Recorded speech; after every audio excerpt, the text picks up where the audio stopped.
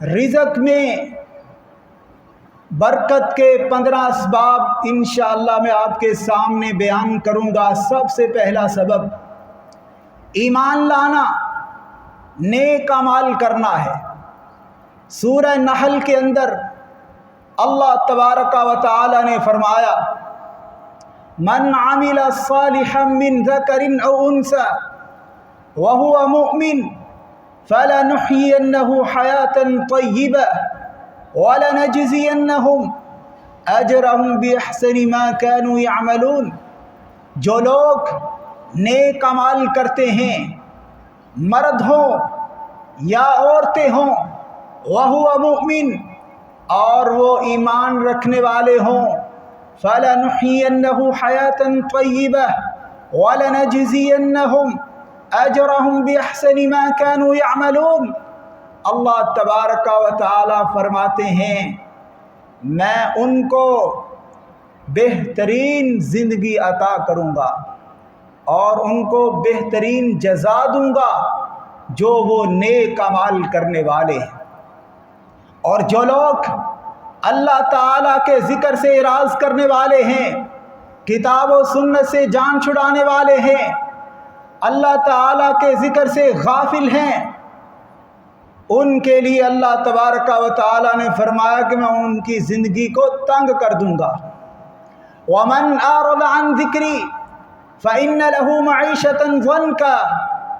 جو آدمی میرے ذکر سے اعراض کرتا ہے، اللہ تبارک و تعالی فرماتے ہیں میں اس کی زندگی کو تنگ کر دیتا ہوں۔ قیامت والے دن کیا نقصان ہوگا؟ وَنَحْشُرُهُ يَوْمَ الْقِيَامَةِ أَعْمَى، اس کو اندھا کر کے اٹھایا جائے گا۔ قَالَ رَبِّ لِمَ حَشَّرْتَنِي أَعْمَى وَقَدْ كُنْتُ بَصِيرًا، اور وہ اپنے رب سے کہے گا، اے اللہ میں دنیا میں تو دیکھتا تھا، دنیا کے اندر مجھے نظر آتا تھا، آج مجھ کو نظر نہیں آ رہا، مجھے اندھا کر کے اٹھایا گیا ہے، اس کی کیا وجہ ہے؟ اللہ تبارک و تعالی جواب دیں گے، قال كذلك اتتك آیاتنا فنسیت وكذلك اليوم تنسى، جس طرح تو نے دنیا میں رہ کر ہم کو بلایا، آج ہم نے بھی تم کو بلا دیا ہے۔ اور میرے بھائیوں، صحیح بات ہے، آج ہم رزق کی وجہ سے پریشان تو ضرور ہے، لیکن ذرا سوچیں، کیا ہم کہیں اللہ تعالیٰ کے ذکر سے غافل تو نہیں ہو گئے؟ جمعے کی اذان ہو گئی، 2 اذانیں ہوگی، مسجد کے اندر ابھی تک ہم نہیں آئے، تو سمجھ لیجئے ہم اللہ تعالیٰ کے ذکر سے غافل ہیں۔ جب اللہ تعالیٰ کے ذکر سے غافل ہوں گے، سستی کا مظاہرہ کریں گے، تو اللہ تبارک و تعالیٰ پھر زندگی کو تنگ کر دیتے ہیں۔ نماز کے وقت جب اذان ہوتی ہے، لوگ مسجد میں نہیں آتے، پھر کہتے ہم مارے گئے، ہم تو لوٹے گئے، مہنگائی نے ہمارا یہ حشر کر دیا ہے۔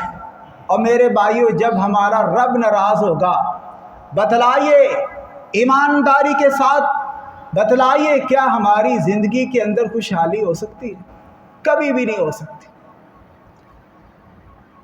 اسی وجہ سے اللہ تبارک و تعالی نے فرمایا، جو لوگ میرے ذکر سے اعراض کرتے ہیں میں ان کی زندگی کو تنگ کر دیتا ہوں۔ رزق میں برکت کے اسباب میں دوسرا سبب میرے بھائیوں تقویٰ ہے۔ اللہ تبارک و تعالی فرماتے ہیں، وَمَن يَتَّقِ اللَّهَ يَجْعَل لَّهُ مَخْرَجًا وَيَرْزُقْهُ مِنْ حَيْثُ لَا يَحْتَسِبُ، جو لوگ تقویٰ اختیار کرتے ہیں یعنی اللہ تعالیٰ سے ڈرتے ہیں، اللہ تبارک و تعالیٰ فرماتے ہیں میں ان لوگوں کو مشکلات سے نکال دیتا ہوں، وَيَرْزُقْهُ مِنْ حَيْثُ لَا يَحْتَسِبُ، اور ان کو وہاں سے رزق دیتا ہوں جہاں سے ان کا وہم و گمان بھی نہیں ہوتا، وہ سوچ بھی نہیں سکتے کہ ہمیں یہاں سے بھی رزق آ سکتا ہے۔ سورہ اعراف میں اللہ تبارک و تعالی نے فرمایا، وَلَوْ أَنَّ أَهْلَ الْقُرَىٰ آمَنُوا وَاتَّقُوا لَفَتَحْنَا عَلَيْهِمْ بَرَكَاتٍ مِّنَ السَّمَاءِ وَالْأَرْضِ، بے شک یہ بستی والے اگر ایمان لے آئیں، تقوی اختیار کریں، اللہ تعالیٰ سے ڈریں لفتحنا علیہم برکات من السماء والارض، اللہ تبارک و تعالیٰ فرماتے ہیں میں ان پر آسمان سے زمین سے اپنی برکات کو، اپنی رحمتوں کو ان پر میں کھول دوں گا۔ اگر یہ لوگ ایمان لے آئیں، مجھ سے ڈر جائیں، میرے بھائیوں ہمیں اللہ تعالیٰ سے ڈرنا چاہیے۔ رزق میں برکت کے اسباب میں تیسرا سبب میرے بھائیوں قرآن مجید کو سیکھنا ہے، قرآن مجید کو پڑھنا ہے۔ وَهَذَا كِتَابٌ أَنزَلْنَاهُ مُبَارَكٌ فَاتَّبِعُوهُ وَاتَّقُوا لَعَلَّكُمْ تُرْحَمُونَ، یہ کتاب بابرکت کتاب ہے، اس کو اللہ تبارک و تعالی نے نازل کیا۔ فَاتَّبِعُوهُ وَاتَّقُوا لَعَلَّكُمْ تُرْحَمُونَ، اللہ تبارک و تعالی نے حکم دیا ہے تم اس کے پیچھے چلو، اس کی پیروی کرو اور اللہ تعالیٰ سے ڈرو، لعلکم ترحمون، تاکہ تم پر رحم کیا جائے۔ رحم اس وقت ہی اللہ تبارک و تعالیٰ کی طرف سے ہوگا جب ہم کتاب و سنت کے پیچھے چلیں گے، اللہ اور اس کے رسول کی اطاعت کریں گے، اللہ تعالیٰ سے ڈریں گے، لعلکم ترحمون، اس وقت اللہ تبارک و تعالی ہم پہ رحم کرے گا۔ رزق میں برکت کے حوالے سے چوتھی بات میرے بھائیوں شکر ہے۔ اللہ تعالیٰ کا ہر حال میں شکر ادا کرنا چاہیے۔ اللہ تبارک و تعالیٰ کا فرمان ہے وَإِذْ تَأَذَّنَ رَبُّكُمْ لَئِن شَكَرْتُمْ لَأَزِيدَنَّكُمْ وَلَئِن كَفَرْتُمْ إِنَّ عَذَابِي لَشَدِيدٌ، خبردار اے لوگو، اگر تم میرا شکر کرو گے میں تم کو اور دوں گا اور دوں گا، اگر تم نہ شکری کرو گے تو میرا عذاب بہت سخت ہے۔ میرے بھائیوں اگر کسی کا گھر صحیح چل رہا ہے تو اسے اللہ تعالیٰ کا شکر ادا کرنا چاہیے، ہر حال میں اللہ تعالیٰ کا شکر ادا کرنا چاہیے، چاہے کسی کے پاس کچھ ہے یا نہیں ہے۔ اللہ تبارک و تعالیٰ کا یہ فیصلہ ہے کہ جو لوگ میرا شکر ادا کریں گے میں ان کو اور دوں گا، جو ناشکری کا مظاہرہ کریں گے میرا عذاب بہت سخت ہے ان لوگوں کے لیے۔ رزق میں برکت کے حوالے سے پانچویں بات اللہ تبارک و تعالیٰ پر توکل ہے۔ سنن ترمذی کی حدیث ہے اور رسول اللہ صلی اللہ علیہ وسلم نے فرمایا لو انکم توکلون علی اللہ حق توکلی، تم اللہ تبارک و تعالیٰ پر یقین کرو، توکل کرو جس طرح توکل کرنے کا حق ہے، لا رزقکم کما یرزق الطیر تغدو خماسا وتروح بطانا، تو اللہ تبارک و تعالیٰ تم کو رزق دے گا جس طرح پرندے صبح کو اپنے گھونسلوں سے خالی پیٹ نکلتے ہیں اور جب واپس جاتے ہیں تو ان کے پیٹ بھرے ہوتے ہیں۔ اللہ تبارک و تعالیٰ ایسے اپنے بندوں کو رزق دے گا اس وقت جب ہم اللہ تبارک و تعالیٰ پر توکل کریں گے۔ رزق میں برکت کے حوالے سے چھٹی بات دعا کرنا، ہمیں رزق کے بارے میں دعا کرنی چاہیے۔ صحیح مسلم کی حدیث ہے رسول اللہ صلی اللہ علیہ وسلم بھی دعا کیا کرتے تھے اللہم بارک لنا فی مدینتنا وفی ثمارنا وفی مدنا وسائنا، اے اللہ تو اس شہر کے اندر برکت ڈال دے، اے اللہ تو ہمارے پھلوں کے اندر برکت کو ڈال دے، اے اللہ ہماری جو سا ہے اس کے اندر برکت ڈال دے۔ ہمیں رزق کے بارے میں اللہ تعالیٰ سے دعا کرنی چاہیے۔ اگر کوئی آدمی ہم کو کھانا کھلاتا ہے یا پلاتا ہے اسے دعا دینی چاہیے۔ رسول اللہ صلی اللہ علیہ وسلم کا فرمان ہے، صحیح مسلم کی حدیث ہے اللہم بارک لہم فیما رزقتہم واغفر لہم وارحمہم، جو آدمی آپ کو کھلائے پلائے اس کو یہ دعا دے اللہم بارک لہم فیما رزقتہم واغفر لہم وارحمہم انک انت الغفور الرحیم۔ یہاں پر بھی اللہ تعالیٰ کے فضل و کرم سے کھانے کا اہتمام ہوتا ہے۔ تو میرے بھائیوں، ہر آدمی کو یہ چاہیے کہ کھانے کے بعد ان کے لیے دعا کریں، ان کو یہ دعا دیں جو رسول اللہ صلی اللہ علیہ وسلم نے صحابہ اکرام کو سکھائی ہے۔ ہمارا یہ فرض بنتا ہے۔ چلو اور تو کچھ نہیں، ہم دعا تو دے سکتے ہیں نا ان کو، یہ دعا دینا ہم پہ فرض ہے۔ یہ ہر صورت میں دعا دینی چاہیے۔ ہم بڑی سستی کا مظاہرہ کرتے ہیں اور ساتھ میں ناشکری بھی کرتے ہیں۔ اگر کبھی کمی کوتاہی ہو جائے تو میرے بھائیوں صبر کرنا چاہیے، اللہ تعالیٰ سے دعا کرنی چاہیے ان کے بارے میں، اپنے بارے میں، سب کے بارے میں۔ اللہ تبارک و تعالیٰ ہم سب کو وافر مقدار میں رزق عطا فرمائے۔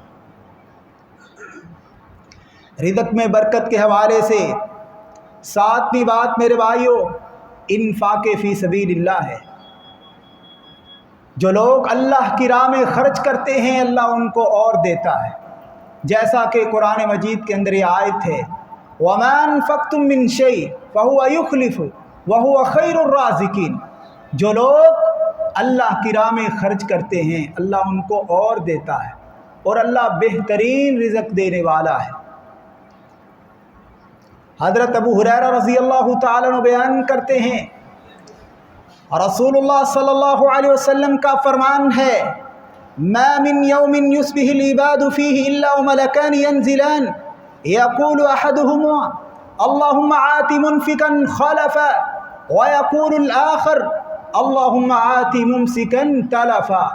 دو فرشتے نازل ہوتے ہیں صبح کے وقت، روزانہ کی بنیاد پر ایک دعا کرتا ہے اللہ تیرے اس بندے نے تیری راہ میں مال کو خرچ کیا ہے، اے اللہ اس کو اور دے، اس کے مال میں برکت عطا فرما۔ وَيَقُولُ الْآخَرُ اللَّهُمَّ آتِ مُمْسِكًا تَلَفًا، اور دوسرا فرشتہ بد دعا دیتے ہوئے یہ بات کہتا ہے اللہ تیرے اس بندے نے تیری راہ میں کچھ بھی خرچ نہیں کیا، اے اللہ تو اس کے مال کو برباد کر دے۔ یہ روزانہ کی بنیاد پر دو فرشتے آسمان سے نازل ہوتے ہیں اور یہ دعائیں کرتے ہیں، لہٰذا ہمیں دعا لینی چاہیے نہ کہ بد دعا لینی چاہیے۔ رزق میں برکت کے حوالے سے آٹھویں بات صبح کے وقت رزق کی تلاش میں نکلنا چاہیے فجر کی نماز کے بعد، کیونکہ وہ وقت برکت والا اور اس وقت کے اندر کام کرنا چاہیے۔ رسول اللہ صلی اللہ علیہ وسلم نے صبح کے وقت کے حوالے سے دعا کی ہے اللہم بارک لامتی فی بکورها، اے اللہ میری امت میں صبح کے وقت میں برکت کو ڈال دے۔ یہ یقینی بات ہے، ہم قرآن مجید کو یاد کرنے والے ہیں، ہم رات کو 2 گھنٹے یاد کرتے رہتے ہیں، صبح جب فجر کے بعد بیٹھتے ہیں یاد کرنے کے لیے 2-3 دفعہ دہراتے تو ہمیں یاد ہو جاتا ہے۔ اور یہ حدیث ہمارے اساتذہ پڑھ کے سنایا کرتے تھے کہ اس ٹائم فجر کی نماز کے بعد یہ جو وقت ہے بہت برکت والا ہے۔ اگر 5 گھنٹوں کا کام ہے، اگر کوئی آدمی اس نیت سے کہ اس وقت میں برکت ہے، رسول اللہ صلی اللہ علیہ وسلم کا یہ فرمان ہے، کیونکہ اللہ کے رسول صلی اللہ علیہ وسلم کے منہ سے نکلے ہوئے الفاظ جھوٹے نہیں ہو سکتے، تو 5 گھنٹوں کا کام 2 گھنٹوں میں بھی ہو سکتا ہے۔ ہمیں اللہ تعالیٰ پر یقین ہونا چاہیے، لیکن بدقسمتی کی بات ہے اس وقت لوگ سوئے ہوئے ہوتے ہیں، فجر کی نماز ہی نہیں پڑھتے۔ منافقین پر رسول اللہ صلی اللہ علیہ وسلم نے فرمایا نا کہ نماز بھاری ہے فجر کی، وہ فجر کی نماز نہیں پڑھتے، سوئے رہتے ہیں۔ رزق میں برکت کے حوالے سے 9ویں بات میرے بھائیوں، خرید و فروخت میں جھوٹ نہیں بولنا چاہیے، سچ بولنا ہے۔ رسول اللہ صلی اللہ علیہ وسلم نے فرمایا البیعان بالخیار ما لم یتفرقا فإن صدقا وبینا بورک لہما وإن کذبا وکتما محقت برکت بیعہما۔ جو آدمی کاروبار کے معاملے میں سچ بولتا ہے اللہ تبارک و تعالی اس کے کاروبار میں اپنی برکت رحمت نازل کرتے ہیں، اور جو آدمی کاروبار کے اندر جھوٹ بولتا ہے اللہ تبارک و تعالی اس کے کاروبار سے اپنی برکت کو اٹھا لیتے ہیں۔ اس لیے ہمیں چاہیے کہ کوئی بھی ہمارا لین دین ہو کسی سے، جو بھی اس چیز کے اندر عیب ہے وہ واضح کر دینا چاہیے، جھوٹ نہیں بولنا چاہیے۔ رزق میں برکت کے حوالے سے 10ویں بات، انسان کو لالچی نہیں ہونا چاہیے۔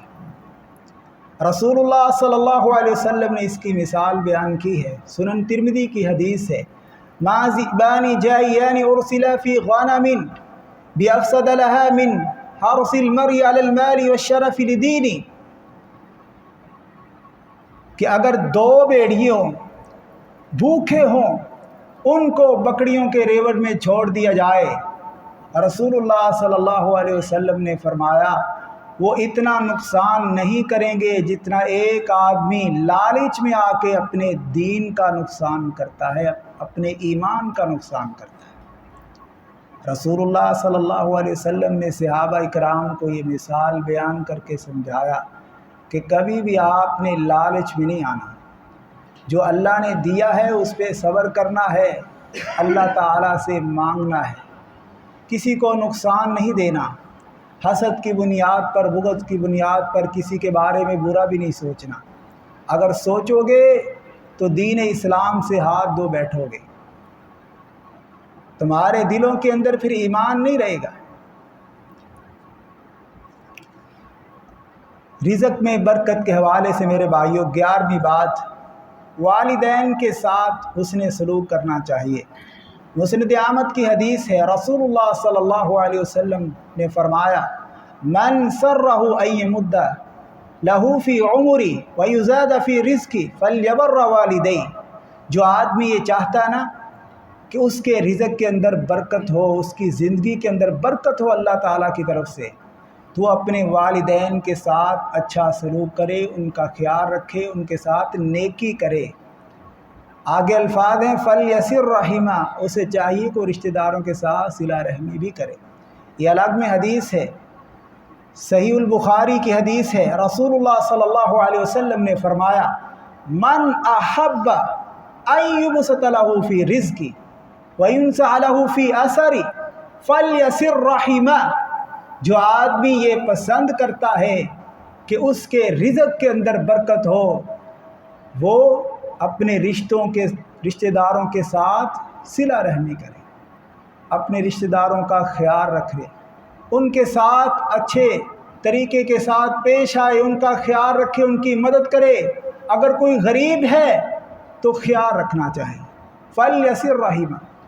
اگر کوئی آدمی یہ پسند کرتا ہے کہ اس کے رزق کے اندر برکت ہو، اس کی عمر لمبی ہو، لمبی عمر سے مراد اس کی عمر میں برکت ہو، تو پھر چاہیے وہ صلہ رحمی کرے۔ رزق میں برکت کے حوالے سے میرے بھائیوں 13ویں بات یہ ہے کہ استغفار، زیادہ سے زیادہ اللہ تعالیٰ سے توبہ کرنی چاہیے، استغفار کرنا چاہیے، اپنے گناہوں کو اللہ تعالیٰ کے سامنے رکھ کے معافی مانگنی چاہیے۔ معافی ہم اس وقت ہی مانگیں گے جب ہم اذان سن کے مسجد میں نماز پڑھنے کے لیے آئیں گے۔ جس بندے نے نماز ہی نہیں پڑھنی اس نے کیا اللہ تعالیٰ سے استغفار کرنا؟ اذانیں ہوتی ہیں، ہم اپنے کام میں مصروف رہتے ہیں۔ تو میرے بھائیوں، اگر تم چاہتے ہو کہ آپ کے گھروں کے اندر سکون ہو، آپ کے رزق کے اندر اللہ تعالیٰ کی طرف سے برکت ہو، جب اذان ہو جائے تو کام بند کر کے مسجد میں آنا چاہیے۔ فَقُلْتُ اسْتَغْفِرُوا رَبَّكُمْ إِنَّهُ كَانَ غَفَّارًا يُرْسِلِ السَّمَاءَ عَلَيْكُمْ مِدْرَارًا وَيُمْدِدْكُمْ بِأَمْوَالٍ وَبَنِينَ وَيَجْعَلْ لَكُمْ جَنَّاتٍ وَيَجْعَلْ لَكُمْ أَنْهَارًا مَا لَكُمْ لَا تَرْجُونَ لِلَّهِ وَقَارًا۔ قرآن مجید کے اندر یہ بات ہے کہ تم استغفار کرو، اللہ سے توبہ کرو، اللہ تبارک و تعالیٰ اپنی برکت سے، اپنی رحمت کی بارش کو برساتے ہوئے تم کو مال بھی دے گا، اولاد بھی دے گا، رزق بھی دے گا، باغات بھی دے گا، نہریں بھی دے گا۔ اللہ تبارک و تعالیٰ نے اس چیز کا اپنے بندوں سے وعدہ کیا ہے۔